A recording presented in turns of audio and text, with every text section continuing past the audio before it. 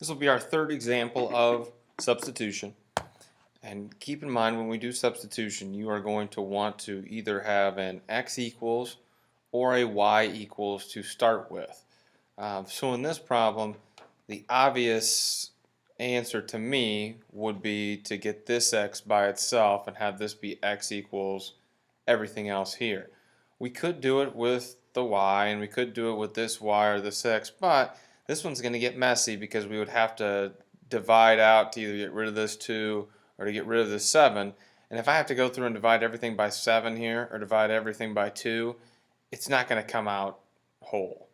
And same thing here, if I have to divide everything by 2, it's not going to come out whole. So it's just easiest to use the one that's going to come out whole.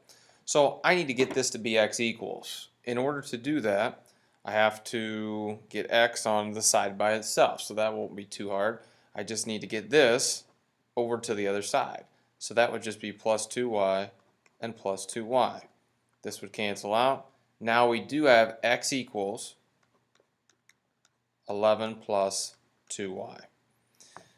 So now I have to go back and put this in for x in one of the equations. And again, it doesn't matter really which one you use. I'm just going to come up to the top here. So when I write this out, and I'm going to put this whole thing right here in for x. So it's going to look like this. It's going to be negative 2y minus 7 parenthesis 11 plus 2y. We put this in for x equals negative 13.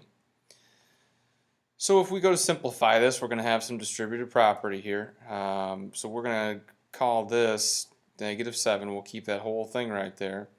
Negative 7 times 11, negative 7 times 2y.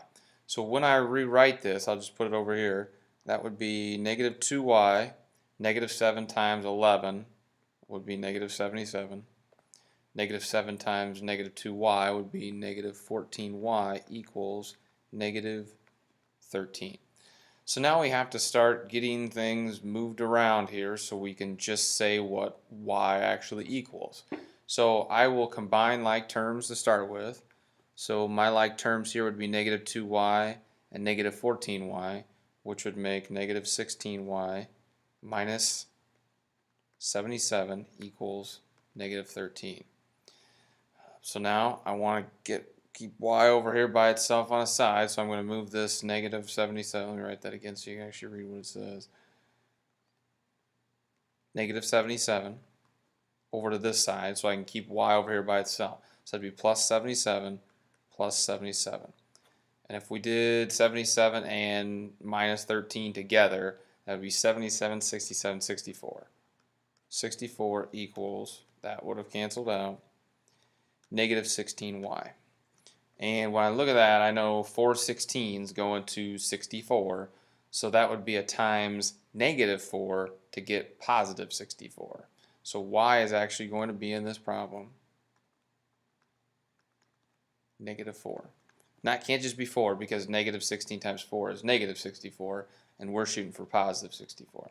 So now that we have y, all we have to do is take one of the original equations here and put negative 4 in for y. So actually I'm going to take the very original one down here we did where it was x minus 2y equals 11. That's the shortest one we got, so we might as well use it.